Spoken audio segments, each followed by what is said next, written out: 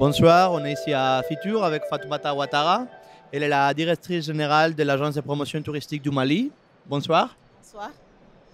Bon, ma première question, c'est par rapport à les raisons qui ont amené le Mali à se montrer ici à Fitur et quelles sont les expectatives du pays pour la participation à cette foire. Merci. Le Mali a toujours participé à Futur depuis plusieurs années.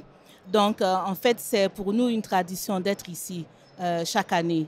Et nous attendons toujours l'arrivée de touristes espagnols dans notre pays. Nous en recevons comme les années auparavant. Peut-être beaucoup moins ces dernières années, mais disons les touristes espagnols sont pratiquement des habitués du Mali. Et l'Espagne a toujours été un grand marché émetteur de touristes. Donc c'est pour cette raison qu'il est bien que nous soyons présents à Futur pour maintenir notre position et pour également communiquer davantage sur la destination Mali.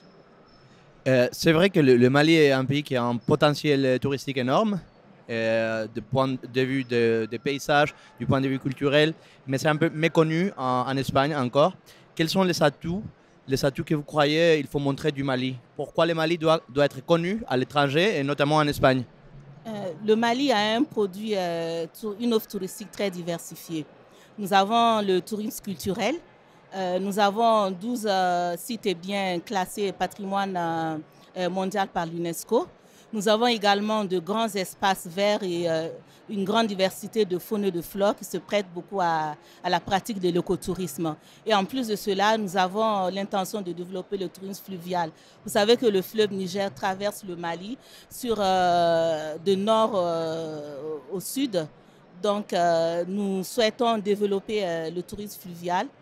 Et il y a déjà des personnes donc, qui font une croisière sur le fleuve et nous souhaitons vraiment pouvoir commercialiser ce produit pour le public espagnol.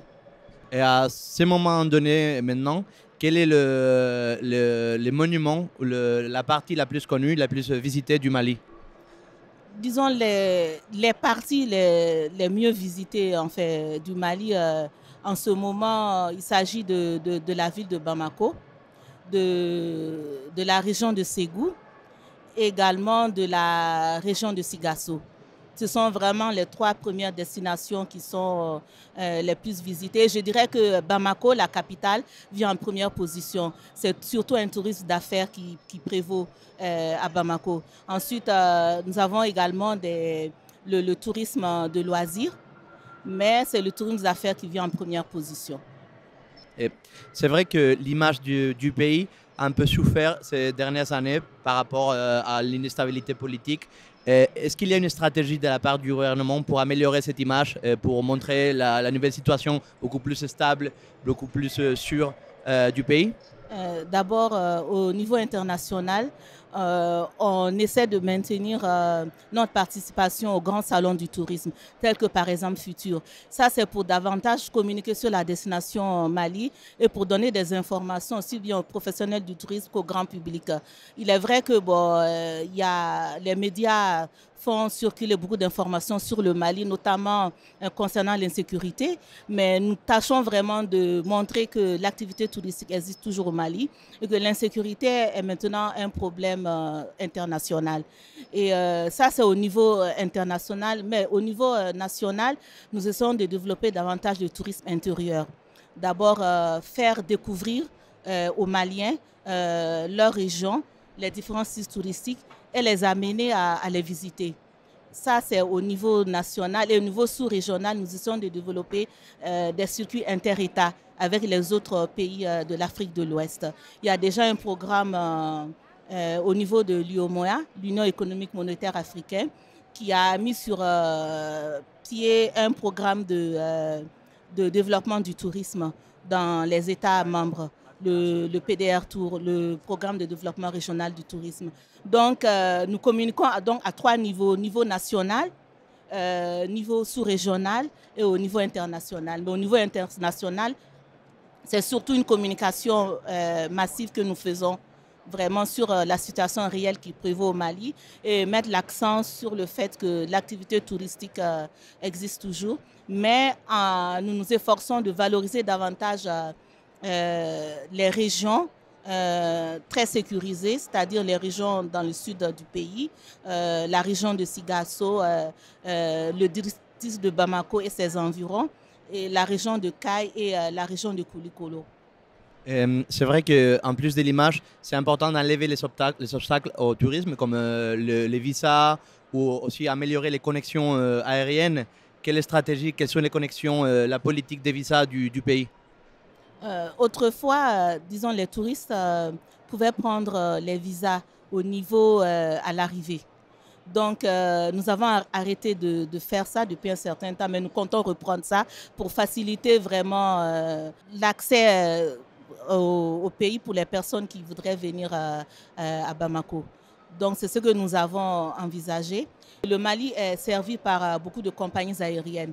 Vous avez Air France qui vient tous les jours au Mali, qui dessert le Mali chaque jour. Vous avez Turkish Airlines. Vous avez la Royal Air Maroc. Donc, le Mali n'est pas isolé en tant que tel. Et nous avons prévu également de créer une compagnie malienne qui puisse vraiment desservir l'intérieur du pays. On est en Espagne. Quelle est l'importance que donne le pays, le Mali, au marché espagnol? Comment fait les pays? Et les pays en train de former des gens pour ce marché, des gens qui parlent espagnol, des gens qui sont habitués à traiter avec un marché espagnol? Oui, nous avons au Mali des agences de voyage, des opérateurs privés du secteur du tourisme qui connaissent bien le marché espagnol. Et nous sommes venus avec certains d'entre eux là, qui se trouvent sur notre stand. Et donc, ces personnes-là parlent espagnol, ils ont des partenaires espagnols et ils reçoivent souvent également des touristes espagnols et nous aident également dans la promotion de la destination Mali sur ce marché. Pour finir avec l'interview, quels sont les plans du gouvernement? Jusqu'à quel nombre de visiteurs veut le gouvernement arriver d'ici à moyen terme? Nous souhaitons que ce chiffre augmente le plus possible. Je ne peux pas vous donner un chiffre exact, mais on voudrait vraiment que dans les années à venir, on dépasse, qu'on atteigne peut-être, pourquoi pas 1 million de touristes. Nous sommes optimistes. Merci Madame Ouattara et on vous souhaite le meilleur succès dans cette foire.